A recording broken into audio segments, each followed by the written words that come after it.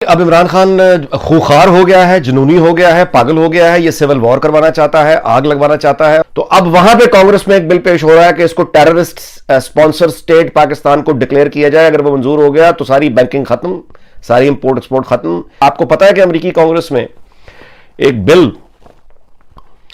जो अब सर्कुलेट भी हो रहा है सोशल मीडिया पे, जो पेश हो गया, अगर ये मंजूर हो गया तो ये दौरे रूस का और इसके एंटी वेस्ट और अमेरिकन एम्बेसडर को निकालो, एक्सपेल अमेरिकन एम्बेसडर, ट्रेंड चला रहे हैं ये। क्योंकि आप पाकिस्तान से, तो मैं जरूर आपकी व्यूअर्स को बताना चाहूंगा, चाहे वो बालाकोट स्ट्राइक हो, चाहे वो सर्जिकल स्ट्राइक हो, चाहे वो गलवान का मिलिट्री टेंशन हो, यही पिछले 5-6 साल ये 3 बड़े मेजर मिलिट्री टेंशन थे इंडिया में।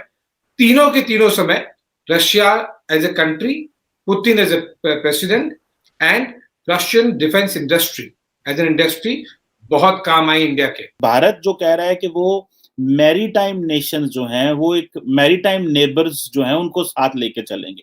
अच्छा, पाकिस्तान भी तो एक मैरीटाइम नेशन है, हमारी भी तो नेवी है, लेकिन इंडिया ने किस तरह खूबसूरती से पाकिस्तान को माइनस कर दिया है।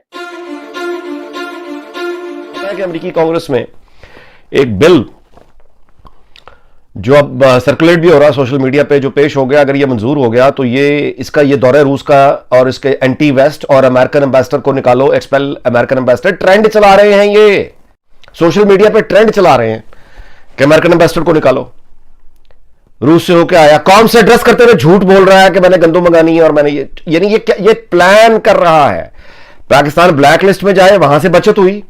तो अब वहां पे कांग्रेस में एक बिल पेश हो रहा है कि इसको टेररिस्ट स्पॉन्सर स्टेट पाकिस्तान को डिक्लेयर किया जाए। अगर वो मंजूर हो गया तो सारी बैंकिंग खत्म, सारी इंपोर्ट एक्सपोर्ट खत्म। ईरान और नॉर्थ कोरिया वो बिल्कुल मुख्तलिफ तरह के मुल्क हैं, वो इस तरह की पाबंदियों को सर्वाइव कर गए, जिंदा भी हैं। पाकिस्तान इस तरह की पाबंदियां अल्लाह ना करे पाकिस्तान पे लग गई और हम ब्लैक लिस्ट होके कोरिया और वो अपना उसकी तरफ चले गए। आपको पता है लेबनान में हिजबुल्लाह ने इमरान खान की हिमायत में तकरीर कर दी है। आपको पता है इसका क्या मतलब है? ये दुनिया भर के डेजिग्नेटेड जो आप कहिए कि पाकिस्तान का जैसे ताल्लुक ही नहीं है, ये दुनिया भर के डेजिग्नेटेड वो तमाम लोग जो कि ब्लैक लिस्ट में हैं, शदीद तरीन पाबंदियों का शिकार हैं। रूस शदीद तरीन पाबंदियों का शिकार हो गया है। ये वो पाबंदियां पाकिस्तान पर लगवाना चाहता है ताकि आने वाली हुकूमत माजूर हो जाए। इसको यह पता नहीं है कि आने वाली हुकूमत माजूर, ओ बाबा, पूरा मुल्क अल्लाह माफ करे क्रिपल हो जाएगा, कौम पूरी क्रिपल हो जाएगी। ये खेल खेल रहा है इमरान खान, अपने साथियों के साथ मिलकर खेल रहा है। छुप कर नहीं खेल रहा, दिन की रोशनी में खेल रहा है, बताकर खेल रहा है। इसके साथी, इसके लोग धमकियां दे रहे हैं, अपने इरादों का इजहार कर रहे हैं। कभी इसके लोग आके ये कहते हैं कि अगर हमें निकाला तो हम एस्टैब्लिशमेंट की ऐसी तैसी कर देंगे। इंडिया रशिया के साथ में रशिया के खिलाफ क्यों नहीं जा रहा, जो कि मेजॉरिटी ऑफ द वर्ल्ड कर रहा है।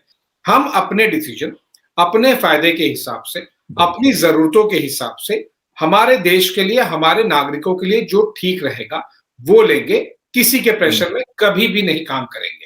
आज रशिया जिस स्टेज पर है, उस स्टेज पे अगर इंडियन गवर्नमेंट रशिया के साथ में खड़ी भी हो जाती ना, तो भी ये अतिशयोक्ति नहीं होती, तब भी ये ज्यादा नहीं होता, तब भी जस्टिफाइड होता।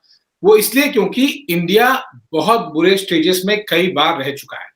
जब पोखरण का न्यूक्लियर टेस्ट किया गया, मिलिट्री वाली कई सिचुएशंस आई हैं, बहुत सारी चीजें हम पब्लिक डोमेन में बात नहीं कर सकते। मुझे पता है रिसेंट अगर आप मिलिट्री कॉन्फ्रंटेशन होगा, और क्योंकि आप पाकिस्तान से, तो मैं जरूर आपकी व्यूअर्स को बताना चाहूंगा, चाहे वो बालाकोट स्ट्राइक हो, चाहे वो सर्जिकल स्ट्राइक हो, चाहे वो गलवान का मिलिट्री टेंशन हो, यही पिछले 5-6 साल ये 3 बड़े मेजर मिलिट्री टेंशन थे इंडिया में। तीनों के तीनों समय Russia as a country, Putin as a president and Russian defence industry as an industry बहुत काम आई इंडिया के। और मैं आपको इम्प्रॉम्प्टू बता दूं कि इम्प्रॉम्प्टू ऐसे खरीदने वाली चीजों पर भी रशिया ने हमें सप्लाई किया है। एज आई मेंशन, बहुत सारी चीजों के डिटेल में हम नहीं जा सकते, लेकिन ये थीमेटिक तौर पर, ये तो जो मैं एग्जांपल्स अभी पिछले 5-6 सालों के, इससे बड़ी बड़ी सिचुएशन में रशिया तो छोड़िए, यूएसएसआर के समय से, सोवियत यूनियन के समय से इंडिया के बहुत स्ट्रॉन्ग रिलेशन रहे। अगर आप करंट स्टेज में देखें, 2001 रफली 16-17 के आसपास में अगर आप देखेंगे तो लगभग 9-9.5 बिलियन यूएस डॉलर का इंडिया और रशिया का बायलैटरल ट्रेड था। अभी 2025 तक में उसे 30 बिलियन यूएस डॉलर्स पे जाने का टारगेट है, और वो शुरू हो रहा है।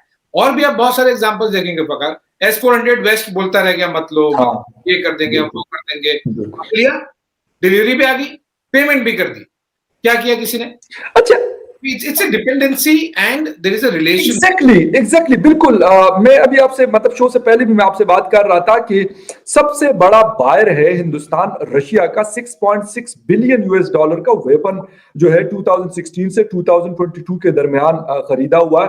23.3% जो उनका वेपन बिकता है तो वो सिर्फ हिंदुस्तान उसकी अकेली मार्केट है। तो नो डाउट कि फिर उसके बाद चाइना और उसके बाद फिर अल्जीरिया, इजिप्ट और बाकी कंट्रीज आते हैं। दोस्तों, बड़ी इंटरेस्टिंग डेवलपमेंट है कि श्रीलंका जो है, इंडिया, श्रीलंका, मालदीव्स, इन्होंने बेसिकली एक कोलंबो सिक्योरिटी कॉन्क्लेव जो है वो कंप्राइज किया हुआ है, बनाया हुआ है, एक फोरम बनाया हुआ है, जिसमें इन्होंने इस दफा जो है वो मॉरिशस को भी इंक्लूड किया है एज का चौथा मेंबर के तौर पे, जबकि बांग्लादेश और सीशेल्स जो है, सीशेल एक ईस्ट अफ्रीकन मुल्क है, उसको भी इन्होंने as a observer group include किया है।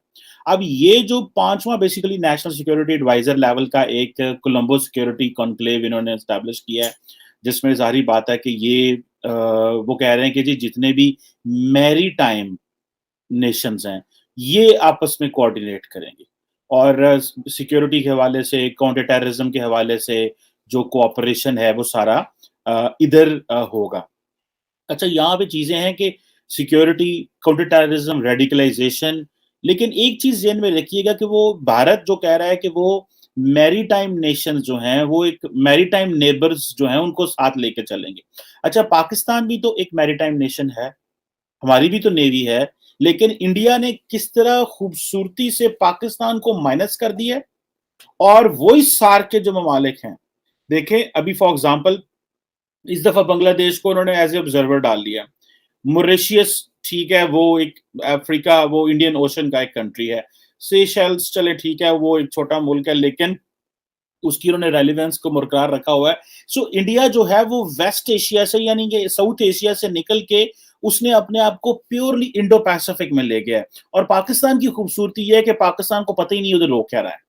अगर आप पाकिस्तान को, हम लड़ रहे हैं एट होम, हमारे सदर साहब बलूचिस्तान में जाते हैं, वहां दहशतगर्दी के हमले हो जाते हैं, एक हफ्ते में दूसरा दहशतगर्दी का हमला हो रहा है, हम दोबारा उस एक नई वेव ऑफ टेररिज्म या सेकंड वॉर अगेंस्ट टेररिज्म कही जा रही है पाकिस्तान के अंदर। क्यों कहा जा रहा है कि जो फर्स्ट जो वॉर अगेंस्ट टेररिज्म थी वो थी जो पाकिस्तान ने दुनिया के साथ मिलकर अफगानिस्तान में, और उस वक्त अलकायदा, दाइश और ये सारा कुछ। अभी जो सेकंड वॉर अगेंस्ट टेररिज्म है ये तो बेसिकली पाकिस्तान एट होम लड़ रहा है, इंटरनली हम लड़ रहे हैं। अब इंडिया के जो नेशनल सिक्योरिटी एडवाइजर है अजीत डोवल साहब, उन्होंने बेसिकली, ये जारी बात है, he is an architect behind all this, कि किस तरह जो है वो रिलेशनशिप को, मैरीटाइम नेबर्स को किस तरह इकट्ठा करना है और चैलेंजेस को किस तरह करना है। और वो कह रहे हैं कि हम फर्स्ट रिस्पॉन्डर्स हैं, हम फर्स्ट रिस्पॉन्डर्स हैं।